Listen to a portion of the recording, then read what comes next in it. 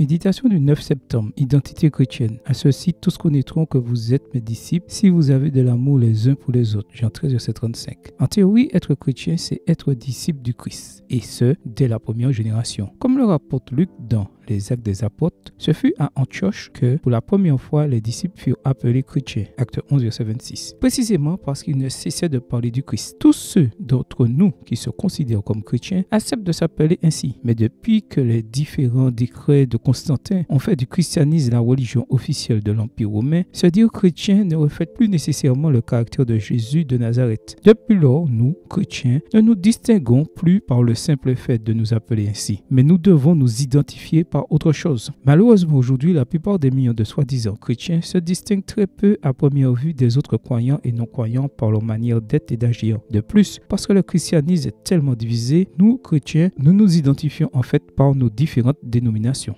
Certains définissent leur identité chrétienne en se référant à l'origine, souvent géographique, du credo qu'ils professent, catholique, romain, anglican, etc., à la tradition liturgique qu'ils suivent, maronite, copte, orthodoxe, arménien, etc., au nom des réformateurs qui les inspirent, luthériens, calvinistes, etc., au système d'organisation ecclésiastique adopté par leur église, presbytérien, épiscopalien, etc., ou à certaines de leurs convictions les plus marquantes, unitariens, baptistes, adventistes du 7e jour, etc. Nombreux sont ceux qui associent également cette identité à des particularités collatérales comme le mode de culte, pentecôtiste, charismatique, ou même l'habillement, amiche, franciscain, etc. Mais Jésus a clairement indiqué l'identité par laquelle ses disciples devraient être identifiés. Et elle n'a pas grand-chose à voir avec des doctrines, des liturgies, des systèmes administratifs ou des pratiques religieuses. Il s'agit essentiellement de la manière dont nous nous traitons les uns les autres. En d'autres termes, il s'agit de la qualité de notre amour mise en pratique, c'est-à-dire de notre volonté de rechercher le bien d'autrui. À ceci, tous connaîtront que vous êtes mes disciples si vous avez de l'amour les uns pour les autres. Quel puissant témoignage nous donnerions au monde dans le domaine de la spiritualité si nous, chrétiens, étions connus avant tout pour notre solidarité humaine, notre empathie, notre esprit fraternel et nos efforts pour construire un monde meilleur. Seigneur, je désire que tu me remplisses aujourd'hui de ton amour et que chaque jour, par ta grâce, je puisse refléter le tien. Amen. Bonne journée à vous et que le Seigneur vous bénisse.